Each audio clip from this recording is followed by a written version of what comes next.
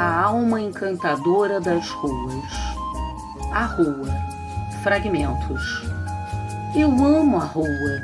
Esse sentimento de natureza toda íntima não vos seria revelado por mim se não julgasse, e razões não tivesse para julgar, que este amor assim absoluto e assim exagerado é partilhado por todos vós. Nós somos irmãos, nós nos sentimos parecidos e iguais, nas cidades, nas aldeias, nos povoados, não porque soframos com a dor e os desprazeres, a lei e a polícia, mas porque nos une, nivela e agremia o amor da rua.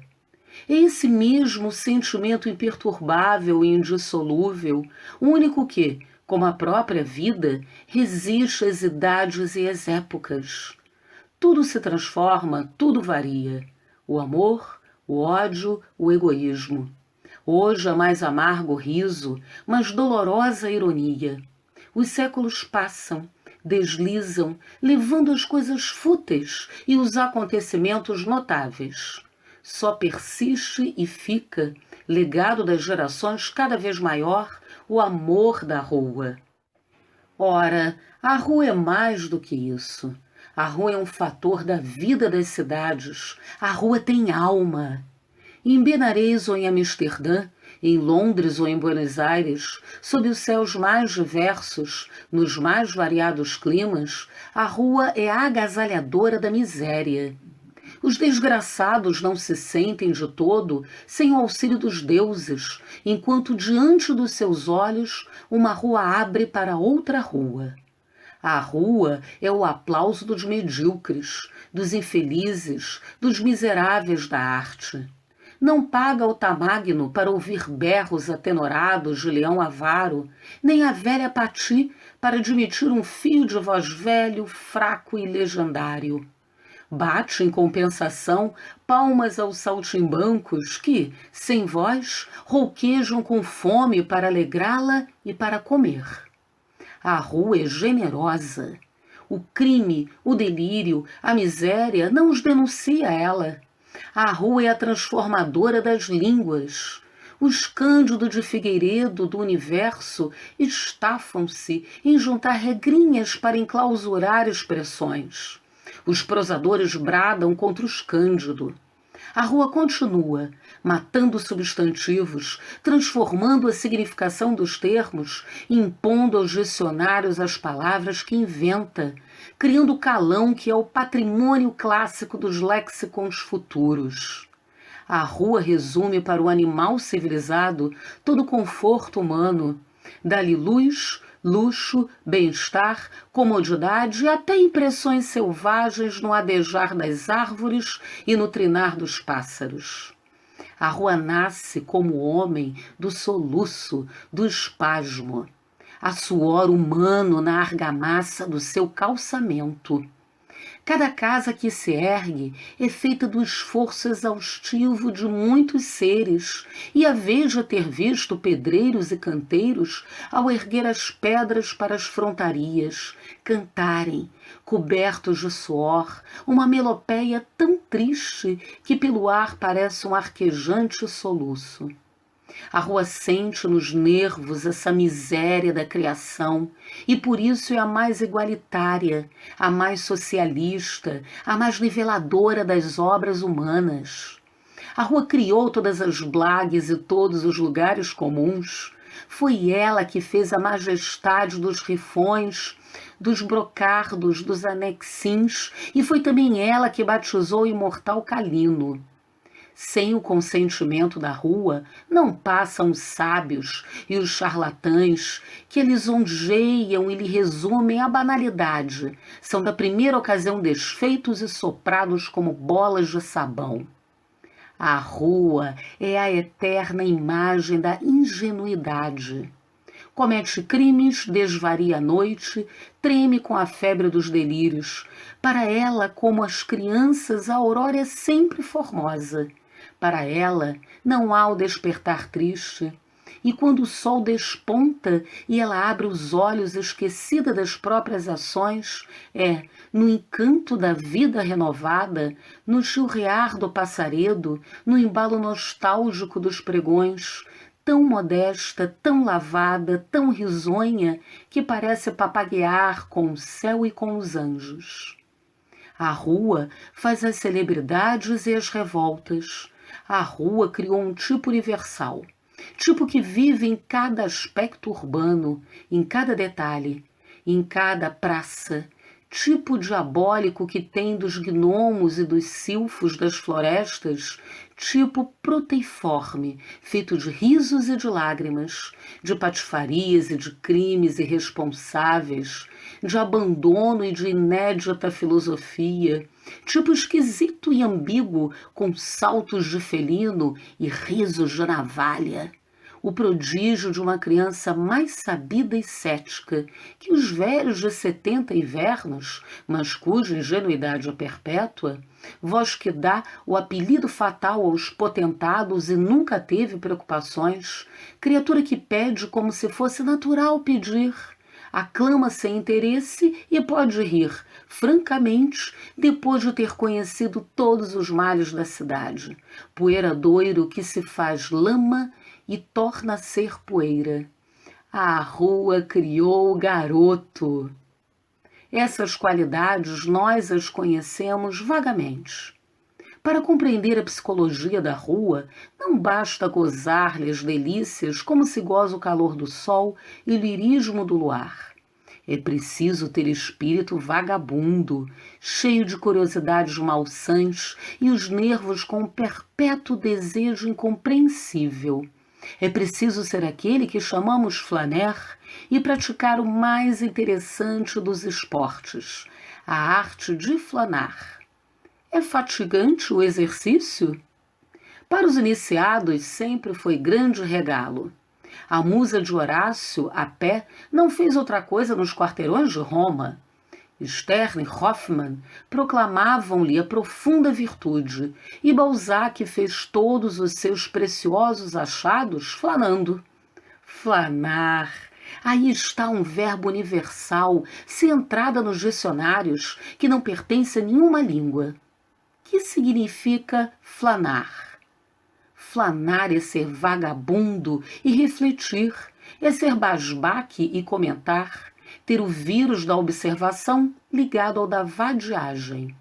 Flanar é ir por aí, de manhã, de dia, à noite, meter-se nas rodas da populaça, admirar o menino da gaitinha ali à esquina, seguir com os garotos o lutador do cassino vestido de turco, gozar nas praças os ajuntamentos defronte das lanternas mágicas, conversar com os cantores de modinha das alforjas da saúde, depois de ter ouvido dilettantes de casaca aplaudirem o maior tenor do lírico numa ópera velha e má. É ver os bonecos pintados a giz nos muros das casas, após ter acompanhado um pintor afamado até a sua grande tela paga pelo Estado. É estar sem fazer nada e achar absolutamente necessário ir até um sítio lôbrego para deixar de lá ir, levado pela primeira impressão por um dito que faz sorrir, um perfil que interessa, um par jovem cujo riso de amor causa inveja. É vagabundagem? Talvez. Flanar é a distinção de perambular com inteligência. Nada como inútil para ser artístico.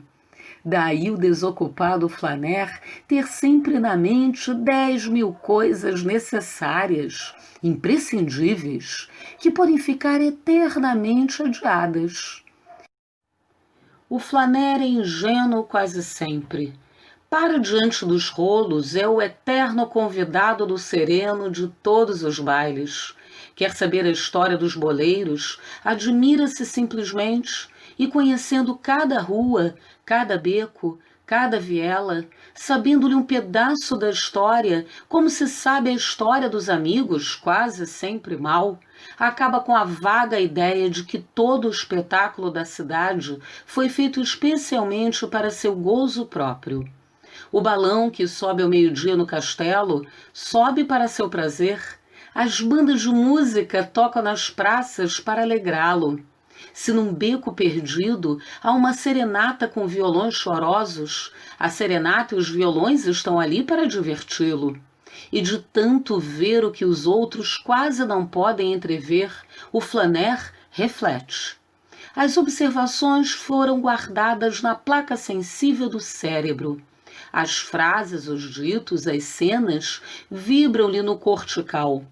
Quando Flaner deduz, ei-lo a concluir uma lei magnífica, por ser para seu uso exclusivo, ei-lo a psicologar, ei-lo a pintar os pensamentos, a fisionomia, a alma das ruas. E é então que a vejo pasmar da futilidade do mundo e da inconcebível futilidade dos pedestres da poesia de observação. Eu fui um pouco esse tipo complexo e talvez por isso cada rua é para mim um ser vivo e imóvel. Balzac dizia que as ruas de Paris nos dão impressões humanas. São assim as ruas de todas as cidades, com vida e destinos iguais aos do homem. Por que nascem elas? Da necessidade de alargamento das grandes colmeias sociais, de interesses comerciais, dizem. Mas ninguém o sabe. Um belo dia, alinha-se um tarrascal, corta-se um trecho de chácara, aterra-se um lameiro e aí está. Nasceu mais uma rua. Nasceu para evoluir, para ensaiar os primeiros passos, para balbuciar, crescer, criar uma individualidade. Os homens têm no cérebro a sensação dessa semelhança, e assim como dizem de um rapagão, quem há de pensar que vi este menino a engatinhar? Murmuram. Quem há de dizer que esta rua há 10 anos só tinha uma casa? Um cavalheiro notável, ao entrar comigo certa vez na rua Senador Dantas, não se conteve. É impossível passar por aqui sem lembrar que a velhice começa a chegar. Quando vim da província, esta rua tinha apenas 2 casas no antigo jardim do convento, e eu tomava chopes no guarda-velha a 3 vinténs. Eu sorria. Mas o pobre sujeito importante dizia isso como se recordasse os 2 primeiros dentes de um homenzarrão, com uma dentadura capaz atualmente de morder as algibeiras de uma sociedade inteira. Era a recordação, a saudade do passado começo. Há nada mais enternecedor que o princípio de uma rua? É ir vê-lo nos arrabaldes. A princípio capim, um braço a ligar 2 artérias. Percorre-o sem pensar meia dúzia de criaturas. Um dia cercam à beira um lote de terreno. Surgem em seguida os alicerces de uma casa, depois de outra e mais outra. Um combustor tremeluz, indicando que ela já se não deita com as primeiras sombras. 3 ou 4 habitantes proclamam a sua salubridade ou o seu sossego. Os vendedores ambulantes entram por ali como por terreno novo a conquistar. Aparece a primeira reclamação nos jornais contra a lama ou capim. É o batismo. As notas policiais contam que os gatunos deram num dos seus quintais. É a estreia da celebridade, que exige o calçamento ou o prolongamento da linha de bondes. E insensivelmente há na memória da produção, bem nítida, bem pessoal, uma individualidade topográfica a mais, uma individualidade que tem fisionomia e alma. Neste elogio, talvez fútil, considerei a rua um ser vivo, tão poderoso que consegue modificar o homem insensivelmente e fazê-lo seu perpétuo escravo delirante, e mostrei mesmo que a rua é um motivo emocional da arte urbana, mais forte e mais intenso. A rua tem ainda o valor de sangue e de sofrimento. Criou um símbolo universal. Há ainda uma rua construída na imaginação e na dor, rua abjeta e má, detestável e detestada, cuja travessia se faz contra a nossa vontade, cujo trânsito é um doloroso arrastar pelo enxurro de uma cidade e de um povo. Todos acotovelam-se e vociferam aí, todos, vindos da Rua da Alegria ou da Rua da Paz, atravessando as bestegas do Saco do Alferes ou descendo de automóvel dos bairros civilizados, encontram-se aí e aí se arrastam, em lamentações, em soluços, em ódio à vida e ao mundo. No traçado das cidades, ela não se ostenta com as suas imprecações e os seus rancores. É uma rua esconsa e negra, perdida na treva, com palácios de dor e choupanas de pranto, cuja existência se conhece não por um letreiro à esquina, mas por uma vaga apreensão, um irredutível sentimento de angústia, cuja travessia não se pode jamais evitar. Correi os mapas de Atenas, de Roma, de Nínive ou da Babilônia, o mapa das cidades mortas. Termas, canais, fontes, jardins suspensos, lugares onde se fez negócio, onde se amou, lugares onde se cultuaram os deuses. Tudo desapareceu. Olhai o mapa das cidades modernas. De século em século a transformação é quase radical. As ruas são perecíveis como os homens. Ah, a rua, não procureis evitá-la, jamais o conseguireis. Quanto mais se procura dela sair, mais dentro dela se sofre. E não espereis nunca que o mundo melhore enquanto ela existir. Não é uma rua onde sofrem apenas alguns entes, é a rua interminável, que atravessa cidades, países, continentes, vai de polo a polo, em que se alanceiam todos os ideais, em que se insultam todas as verdades, onde sofreu Epaminondas e pela qual Jesus passou. Talvez que extinto o mundo, apagados todos os astros, feito o universo treva, talvez ela ainda exista, e os seus soluços sinistramente ecoem na total ruína, Rua das Lágrimas, Rua do Desespero e interminável Rua da Amargura, a encantadora alma das ruas.